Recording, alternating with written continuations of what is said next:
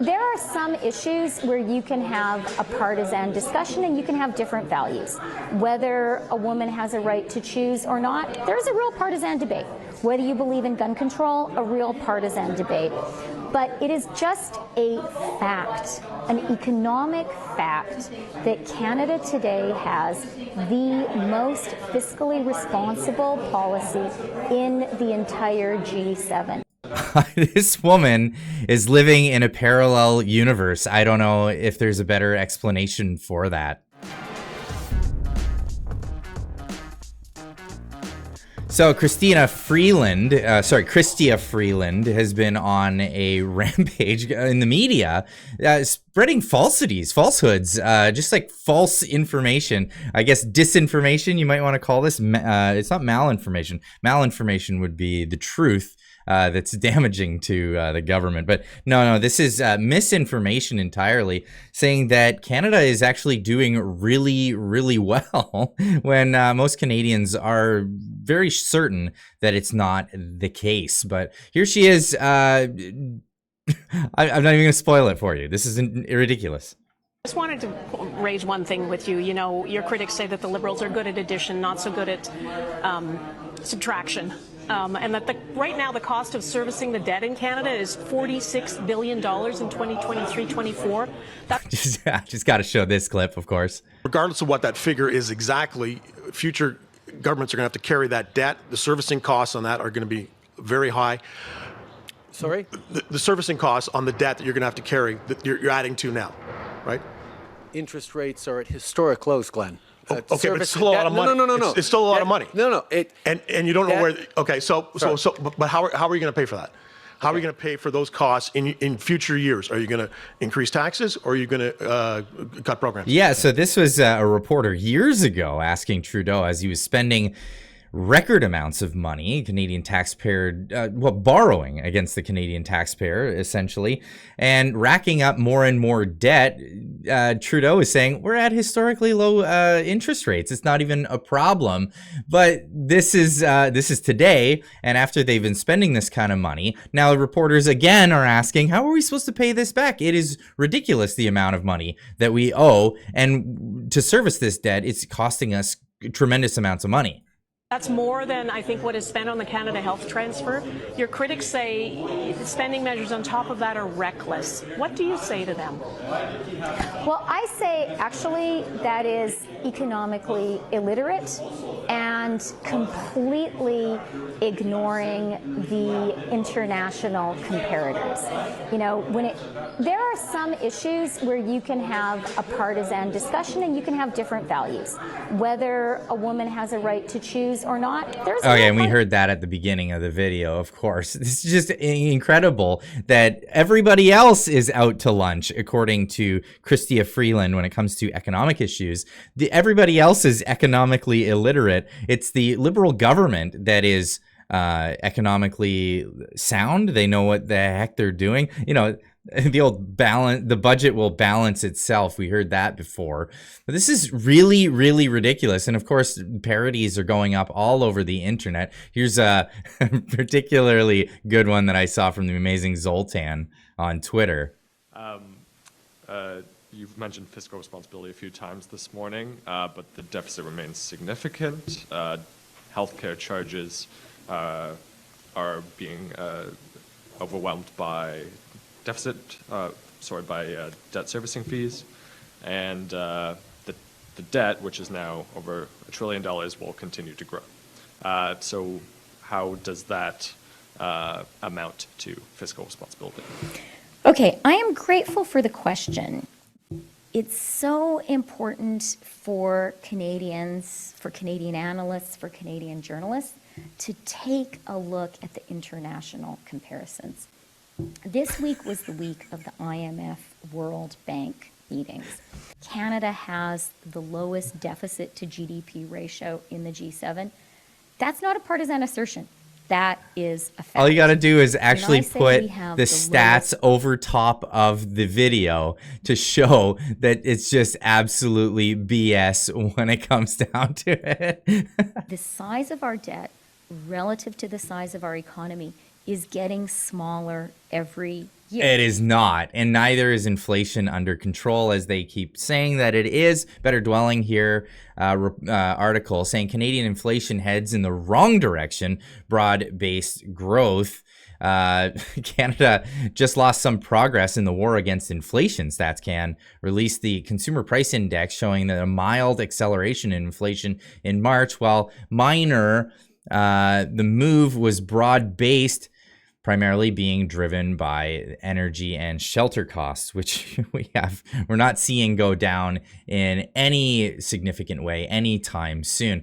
Now, I've been showcasing this Twitter handle quite a bit, but Nya Pfannerstill has been doing a bang-up job at showing some of this stuff and some really good tweet threads. So again, links in the description down below. Go give her a follow. She says, well, Freeland continues to lie that the IMF says Canada has the lowest debt to GDP in the G7. Here's the actual IMF report, because the Canadian media won't fact check. They'll just let her go on and say all this stuff. But isn't that the way it goes? You just repeat the lie, repeat the lie, repeat the lie, and eventually people will start believing it. The adjusted and reduced debt to GDP scenario is using market value of financial asset instead of book value. So this is the stats that they're showing here. Adjusted explanation in this, here's the thing. Canada's financial assets holding includes sizable equity and investment shares, about 30% of total financial assets. StatsCan introduced a methodological change last December to value assets as market value instead of book value, which substantially revised the values of equity and investment shares from 1990 to 2022. For further details, again, links in the description down below. Here's another graph from the IMF in 2023 report showing Canada does not have the lowest debt to GDP, like Freeland continues to lie to the media. Feel free to use this, CBC News, all these other posts, all these other news outlets. You can use this data because it's not true. And this is according to the International Monetary Fund, the IMF's actual press release. People challenging this. Freeland stated today that the graph is from 2022, but this is the release from 2023. It's more recent data. And the other thing that's really, I want to say dubious, is when they talk about GDP as well, they give GDP numbers. They're actually including government spending in the GDP. Every time they invent a new government job, that gets included in the GDP. So like it literally is the whole idea of like adding construction to your home as income, your household income. So as long as you're making a new swimming pool or hiring people to put on a new roof or hiring people to put an extension on your home, you can include that as income to your home. This is how the government works. This is generally how it works. But is this adding to Canada?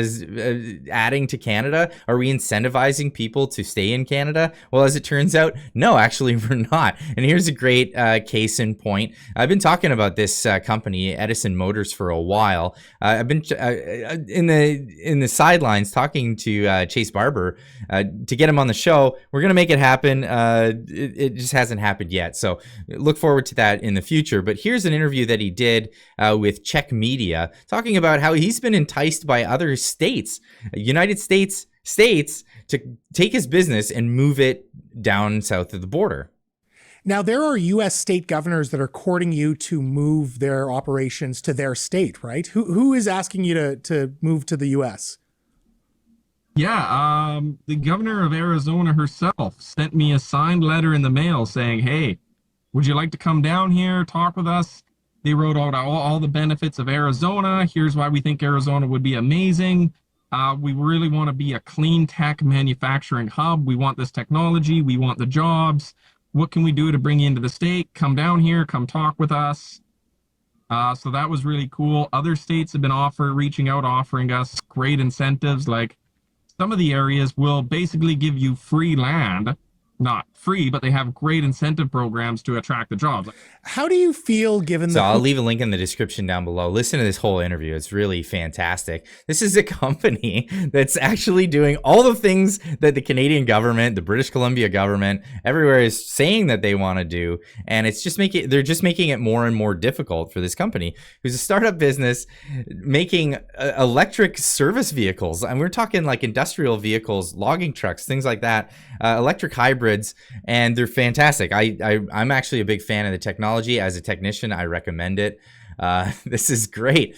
But moving forward, there is some media that's challenging this liberal methodology of just lying about what's going on. In fact, here's a great, I guess, young new reporter for Globe and Mail asking some hard-hitting questions to Chrystia Freeland about the economy. Of course. Empirical evidence suggests that raising capital gains taxes reduces venture capital funding and the creation of innovative companies. I'd like to cite a literature review by Simon Fraser University economist Jonathan Kesselman from just last year, which concluded, and I quote, "Theoretical economic analysis confirms the adverse effects of higher capital gains taxes on the creation and success of startup enterprises, and empirical and quantitative analysis confirms that."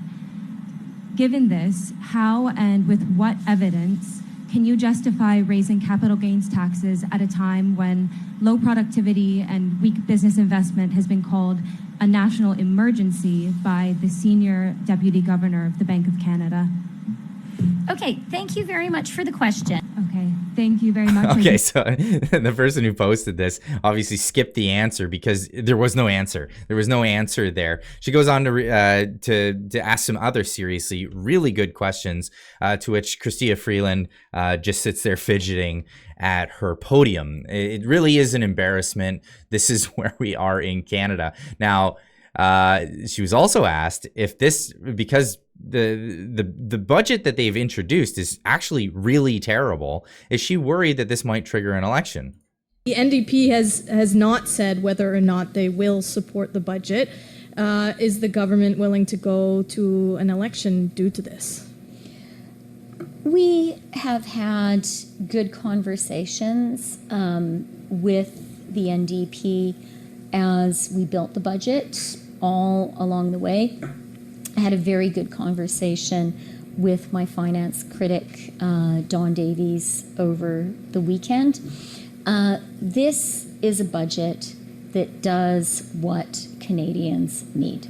This is a politician. They can't speak to people in a normal way. I mean, it's just so, it's really, really infuriating to listen to this. I'm sorry to cut that off. Let this play. This is a budget which invests in Canada and Canadians. It's a budget which invests in the middle class, and particularly which invests in unlocking the promise of the middle class for young Canadians. We're doing that with historic investments in housing. Look, I think every single person in this room, I think every single person in Canada knows how important those are, and we are making those essential investments. We're doing it with investments in affordability. We're doing it with investments in economic growth, like the investments that we're here to celebrate today and the young entrepreneurs we're here to celebrate. And we're doing it all in a fiscally responsible way because we know that's the right thing to do. That's what we need to do so that inflation can stabilize and that interest rates can come down. What is that sentence? I mean, there was nothing there except platitudes and then talking points. Again, talking about housing only after the Conservatives made that a campaign issue. Of course, the Liberals are jumping on that one now, and they're after 9 years now coming in and saying that they're going to fix the issue that they largely caused. It's crazy. It's crazy. There is no economic growth in Canada. Companies are being chased out of the country, and this is what we're left with. We're left with platitudes and promises of further spending, deficit spending, at a time where Canada needs to open up and lower taxes and incentivize people to start their businesses here, and incentivize people to bring their businesses back, and incentivize them to come here in the first place. Before this video goes too long, I just want to ask you guys to leave a comment in the comment section down below. Let me know what you think of all of this. I know it's really, really tough to listen to these videos with many speeches of Chrystia Freeland talking, but I have to showcase this. I have to showcase just how absurd the government is in their position right now of just coming out and saying everything's hunky-dory, everything's great. Why don't you just, keep investing in Canada, keep paying your taxes, and pretend like nothing's gone wrong. Meanwhile, everything is really falling apart at the seams, and we need some real economic changes in this country. Anyway, leave a comment in the comment section down below. Let me know what you think, and of course, we'll see you in the next one. Keep on trucking.